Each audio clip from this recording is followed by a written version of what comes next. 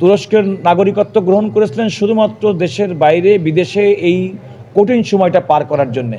যে মুহূর্তে 5ই আগস্টের পরপরই তিনি তুরস্কের নাগরিকত্ব ত্যাগ করেছেন এবং নির্বাচনের আগে সেটি ত্যাগ করে তিনি নির্বাচনে প্রার্থী হয়েছেন। এবং আমাদের সংবিধান এবং আইন মোতাবেক দ্বৈত নাগরিক কেউ যদি তার নাগরিকত্ব ত্যাগ করে নির্বাচনে প্রতিদ্বন্দ্বিতা করেন তাহলে তিনি বৈধভাবে প্রার্থী হবেন। কিন্তু তিনি মাঠে তার প্রতিপক্ষ যিনি যা ভোট চাবেন তিনি সেটি না করে তার বিরুদ্ধে নির্বাচন কমিশন, হাইকোর্ট এবং আজকে সুপ্রিম কোর্ট পর্যন্ত মামলা করেছেন যেন জনাব কায়কোবাদ সাহেবের মনোনয়নপত্র বাতিল করা হয়। আমরা উভয় পক্ষের শুনানি হয়েছে।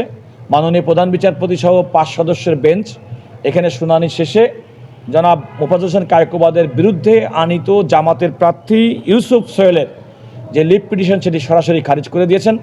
আমাদের সঙ্গে সিনিয়র অ্যাডভোকেট জনাব আহসানুল করিম ছিলেন, এখানে আমি ব্যারিস্টার রুহুল কুদ্দুস কাজল ছিলাম, ওই পক্ষে জনাব মোহাম্মদ হোসেন লিপু সাহেব ছিলেন।